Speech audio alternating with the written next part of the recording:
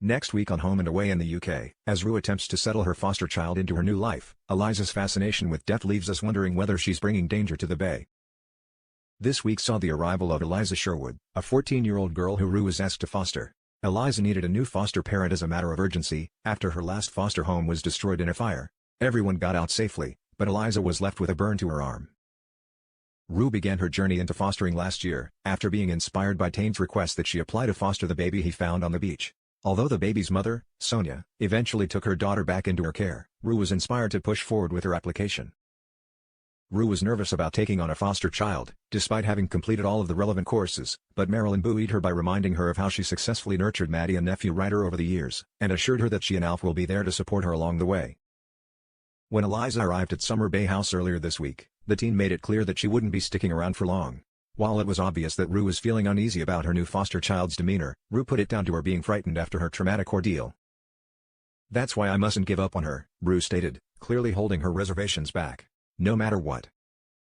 However, it quickly became clear to viewers that Rue has every reason to be concerned.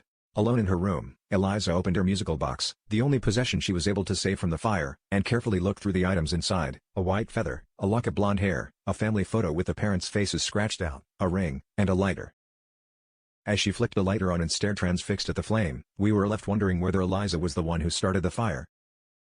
The following morning, as Marilyn went out of her way to make Eliza feel at home, preparing her a varied breakfast, Eliza was dismissive of her efforts. Soon after, she lifted a $50 note from Marilyn's handbag, and when she returned from a shopping trip with a thank you card for Rue, it led to a tense confrontation when Rue asked how Eliza paid for it. Eliza was upset that Rue appeared to be accusing her of stealing, but when Rue apologized and went to hug her, Eliza's cold and blank stare made it clear that she had Rue right where she wanted her. Next week, Rue continues to introduce Eliza to her friends in Summer Bay, as they head to the coffee cart, where she meets Justin and Leah. Eliza continues to be distant, not wanting to engage with Rue's friends, and makes a quick exit as soon as she's got her hot chocolate. Rue explains that Eliza's school reports claim that she's very bright, but she's just hoping that she comes out of her shell soon. As Rue and Eliza walk along the beach, Eliza begins to open up about her struggles with school. The other kids picked on her, then the teachers blamed her for being disruptive. Rue wonders whether Eliza's brightness meant she was bored at school, so she suggests that they should homeschool her instead, allowing them to work at her own pace, and saving the crew from having to dig out the long-forgotten Summer Bay High set. Despite Rue's offer to homeschool her, in the hopes that it would be more engaging, Eliza seems unenthused either way, and asks Rue what she thinks she should do. Rue emphasizes that Eliza needs to be the one to make the decision herself, but she'll support her either way. Alf is equally unenthused when Rue fills him in. How is Eliza going to make any friends if she's not going to school? As Eliza joins Rue, Maz and Alf for dinner that evening, she continues to be cold with them, and storms out to the caravan park without touching her food. When Rue follows to find out what's going on, Eliza finally snaps. Rue doesn't need to pretend that she likes her. Plenty of people have made that promise in the past, and they all eventually abandon her. Telling me this is going to be a home, telling me that everything's gonna be okay. It doesn't last. Sooner or later you'll just get sick of me. You will. No, I won't, Rue assures her. You have my word that that's not going to happen, okay? You have my word. It's only when Levi arrives at the house to dress Eliza's burn the following morning that she finally perks up. She's clearly intrigued when Levi reveals that he's a heart surgeon, and she begins firing questions at him, asking him what's the most intense surgery he's ever done. Rue explains that Levi recently operated on a baby while it was still in the womb, Harper and Tane's baby boy, and Eliza's eyes light up. They've finally found something she's interested in. However, Levi's eyes widen when Eliza asks him what it's like cutting into people, and Alf and Maz's shared look make it clear that they're concerned. Her interest in the gory details of surgeries continues the following day, as Rue begins homeschooling her. She initially has no interest in any of the subjects, but when she spots some intriguing photos in the history textbook, depicting bandaged wounds and saws used for amputation during World War I, she's suddenly very interested. Alf spots an opportunity to engage with her, regaling her with stories of his grandfather's time in the war, and his time in Vietnam, but it's clear that the war itself isn't her main interest, as she asks him what it was like to see people die.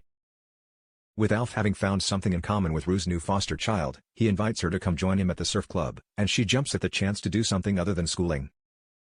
Unsurprisingly, Eliza has little interest when Alf shows her how to change the batteries in the club radios, nor the amount of paperwork involved, and she's equally unengaged when John introduces himself and begins sharing his experience with his own foster children. She perks up again when she catches sight of Tane and a heavily pregnant Harper as they leave Salt together. Once Tane is out of the way, Eliza rushes over to Harper, immediately placing her hand on Harper's baby bump and asking what it feels like when the baby moves. Harper is taken aback. "What are you doing?" and Rue is forced to sweep in and pull Eliza away, before later explaining that she can't go around touching people without permission. She urges Eliza to apologize to Harper, but the teen can't see what she's done wrong. When Eliza returns to helping Alf with his daily chores around the bay, they head to the newly opened bait shop, where he sets her to work washing the returned kayaks and wetsuits. While she gets on with the task at hand, it's when she heads inside that her interest peaks, as she finds Alf sorting and cleaning his collection of fishing knives.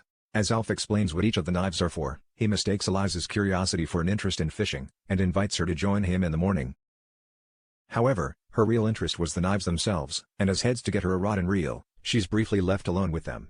That evening, after another awkward dinner at Summer Bay House, she heads back to her room, where she opens her prized music box once again.